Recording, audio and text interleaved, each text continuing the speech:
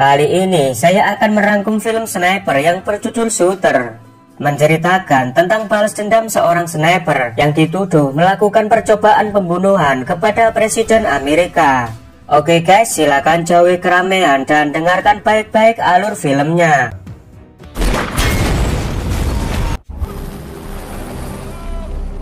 Film dimulai dengan seorang sniper bernama Bob Lee Swagger ditemani rekannya yang bernama Donnie. Mereka sedang menjalankan sebuah misi di wilayah zona konflik Ethiopia di benua Afrika. Dari atas bukit, mereka terus mengawasi pasukan pemberontak yang sedang melaju ke arah markas pasukan Amerika.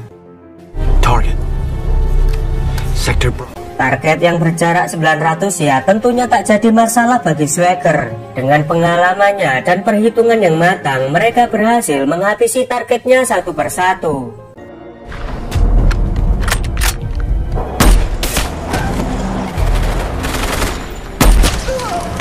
Ternyata musuh membawa pasukan yang lebih banyak untuk menghabisi mereka berdua.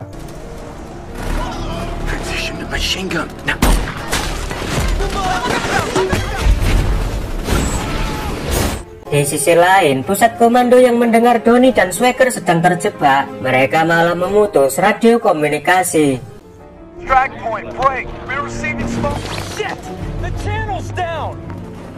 Tak berselang lama, mereka melihat kedatangan helikopter. Swagger dan Donnie merasa heran karena dalam laporan intelijen, pasukan musuh tidak ada dukungan udara. Donnie menyarankan segera mundur dan melarikan diri. Namun Swagger tetap ingin meledakkan heli itu. Nasib sial menimpa mereka saat helikopter menghujani tembakan yang mengakibatkan Donnie tewas.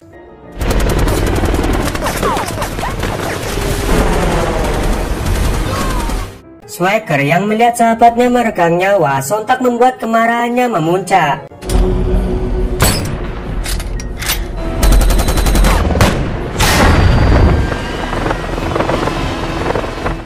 Setelah peristiwa itu, Swagger memutuskan untuk pensiun dini dari dunia militer. Kini Swagger hidup menyendiri di pegunungan. Hari-harinya ditemani seekor anjing yang setia bernama Baron.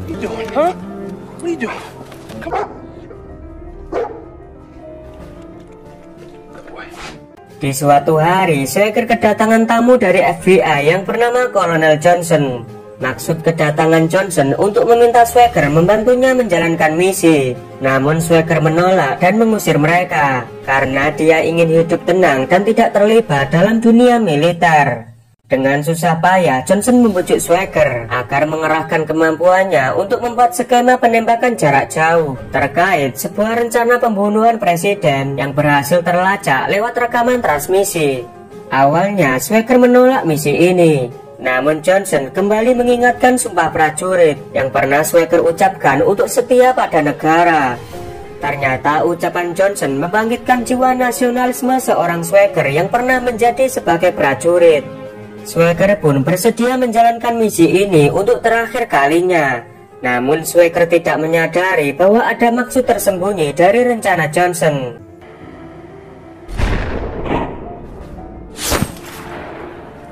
Swagger kemudian berangkat untuk melakukan survei di 3 kota yang akan dikunjungi presiden, yaitu kota Baltimore, Philadelphia, dan Washington DC.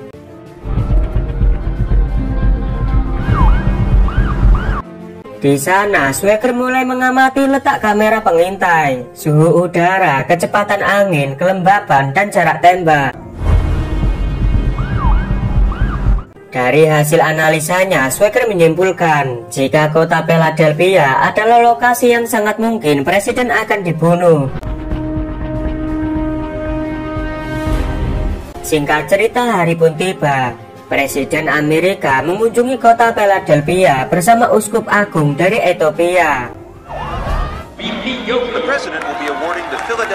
Swagger kemudian dibawa Johnson ke dalam sebuah gedung. Dia diperkenalkan dengan seorang polisi bernama Udin yang akan membantu Swagger. Dari gedung itu, Swagger mulai memantau acara presiden dengan sangat cermat dan teliti. Saat presiden akan berpidato, ada seorang sniper yang sudah membidik presiden. Ketika Swagger sedang memantau acara itu, Swagger menghitung kelembapan dan kecepatan angin bahwa kemungkinan terburuk akan segera terjadi. He's loaded. Altitude, humidity, temperature. Match the setup. Take him now. Send in the... Tanpa diduga, Udin menembaki Swagger dari arah belakangnya. Di saat yang sama, sniper itu menembak uskup Ethiopia yang berada di samping presiden.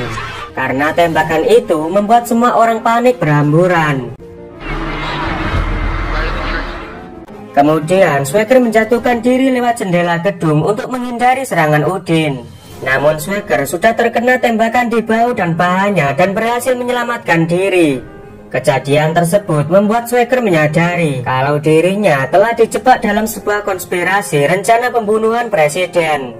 Di dalam gedung mereka membuat skenario seolah-olah Swagger adalah pelaku penembakan. Mereka memasang senapan milik Swagger ke arah presiden berada.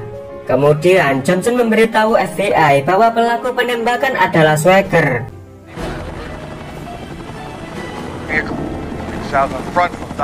Sementara Swagger menghampiri seorang agen FBI bernama Nick Memphis. Dia telah mendapatkan informasi kalau Swagger adalah pelaku penembakan. Nick segera mengancam Swagger dengan pistolnya. Tapi dengan cepat Swagger membalikkan keadaan dan melumpuhkan Nick.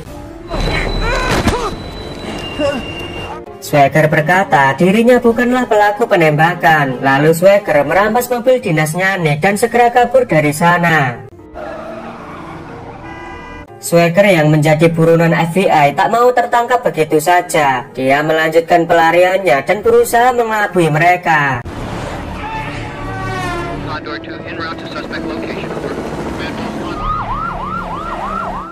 Saat Swagger sudah terkepung, dia berhasil melarikan diri dengan menceburkan mobil ke sungai.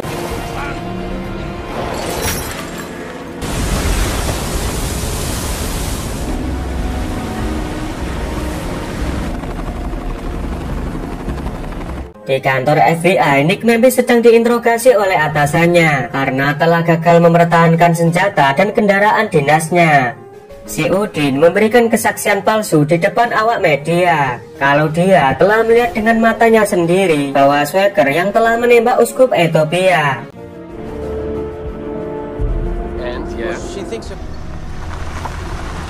Di sisi lain, Swagger mendatangi rumah istrinya Donnie yang bernama Sarah. Swagger meminta Sarah untuk bersembunyi di rumahnya.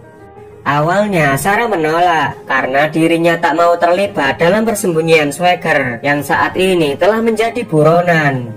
Namun Swagger terus memohon bantuan pada Sarah karena saat ini dia tak tahu lagi harus pergi kemana. Sampai Swagger bersumpah bahwa dirinya telah dijebak oleh mafia pemerintah dan akhirnya Sarah mengizinkan Swagger untuk bersembunyi di rumahnya. Lalu Swagger meminta Sarah untuk menjahit lukanya akibat serangan kemarin.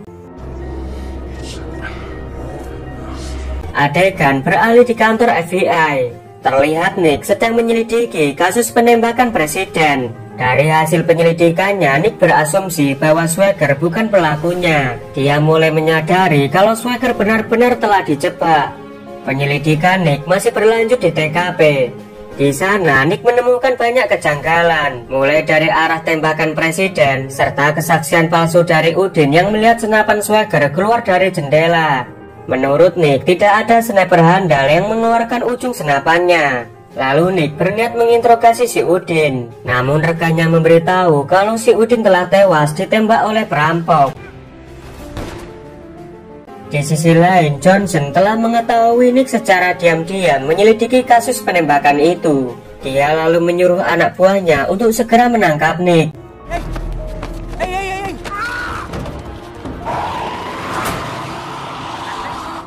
Mereka lalu menyandra Nick di sebuah tempat pinggir sungai. Di sana Nick disiksa dan dihajar habis-habisan. Ketika Nick akan dibunuh, tiba-tiba Swagger menghabisi mereka satu persatu.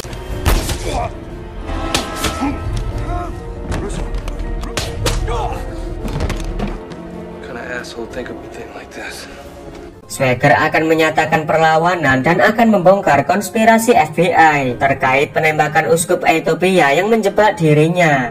Menurut Swagger, hukum tak akan bisa menghentikan kelompok Johnson. Maka dari itu, dia akan mencari keadilan dengan caranya sendiri. sekaligus mengisyaratkan pertempuran babak baru segera dimulai. Setelah diselamatkan nyawanya oleh Swagger, Nick memutuskan mau bergabung bersama Swagger. Mereka berdua lalu menuju sebuah daerah bagian Tennessee untuk menemui seorang legenda sniper yang dikenal paling hebat. Mereka membicarakan mengenai senapan dan peluru yang digunakan dalam sebuah konspirasi yang melibatkan para penembak jitu.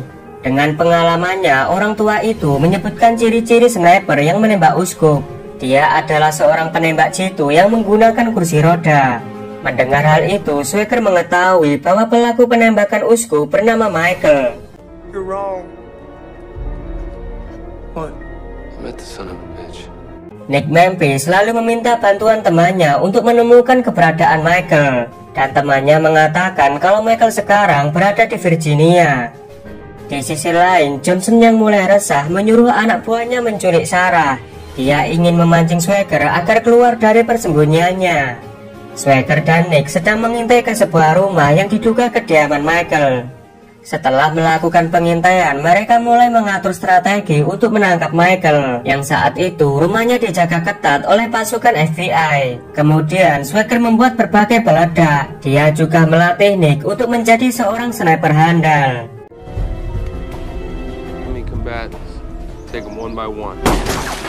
Dengan persiapan yang matang, mereka mulai beraksi. Nick ditugaskan untuk mengamati situasi, sedangkan Swagger memasang peledak dan membunuh satu persatu petugas yang berjaga.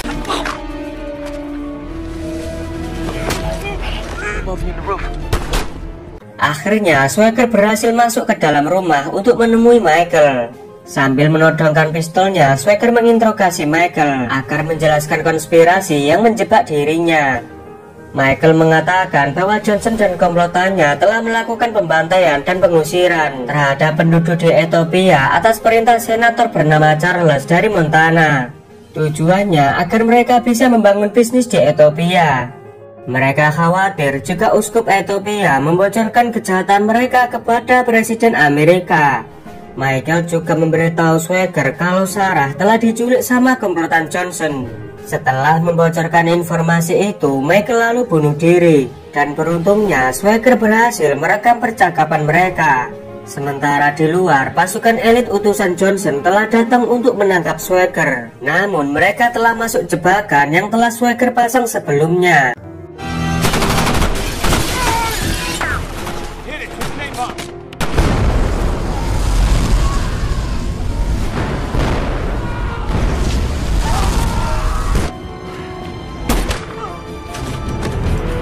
Dengan keahliannya, Swagger berhasil menghabisi mereka dengan mudah.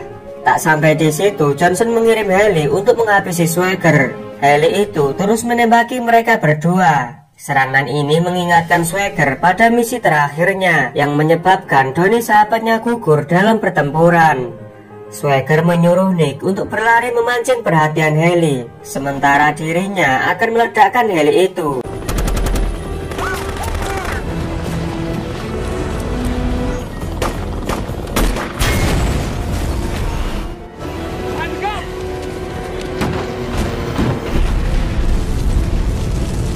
Kemudian Swagger menelpon Johnson untuk berunding karena dia memiliki rekaman informasi kejahatan Johnson untuk melepaskan Sarah.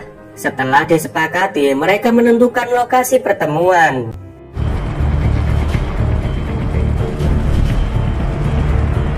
Singkat cerita, Johnson sudah tiba di pegunungan, disusul dengan kedatangan Senator Charles untuk melakukan perundingan. Dari kejauhan ada seorang pria yang berjalan dengan membawa senjata. Johnson yang menduga pria itu adalah Swagger. Dia menyuruh snipernya untuk menghabisi pria itu. Dalam adegan ini kita bisa menyimpulkan kalau otak penjahat ingin selalu menang meskipun dengan cara curang. Swagger yang sudah mengetahui posisi sniper Johnson, dia langsung mengheadshot sniper itu meskipun sedang berkamuflase.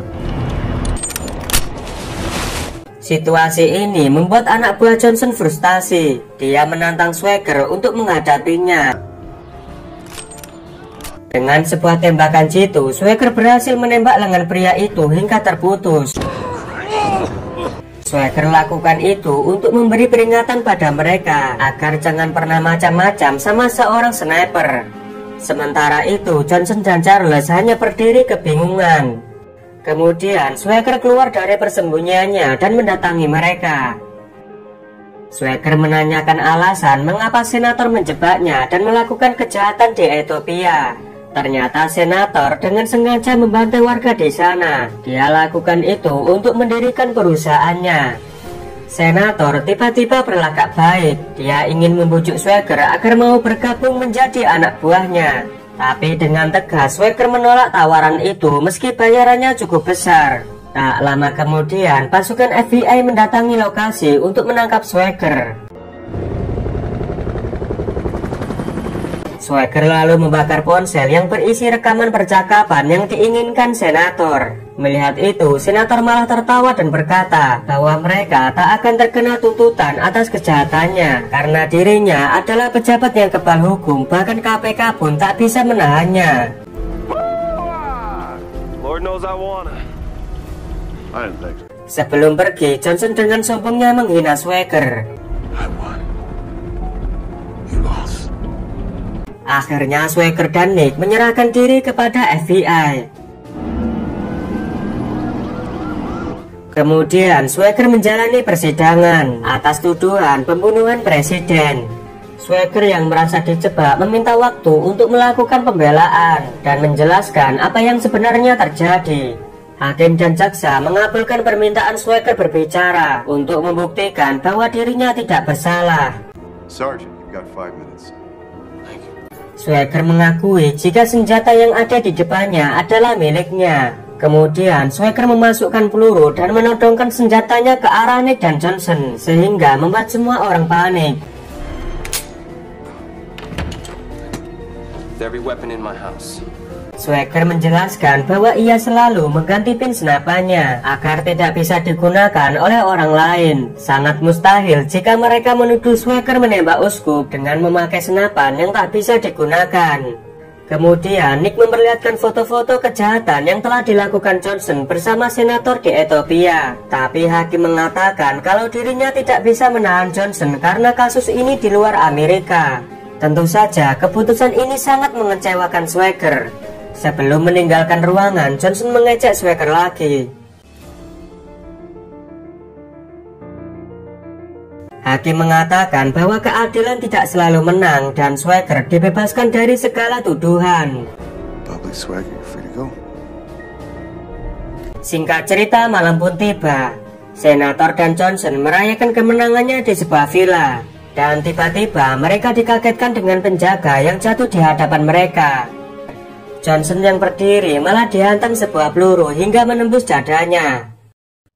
Paham akan kedatangan Swagger, mereka pun bersembunyi dan mengamankan diri. Namun kali ini kemarahan Swagger sudah tak bisa ditahan lagi. Mereka pun diteror habis-habisan oleh Swagger dan akhirnya Swagger membantai mereka semua.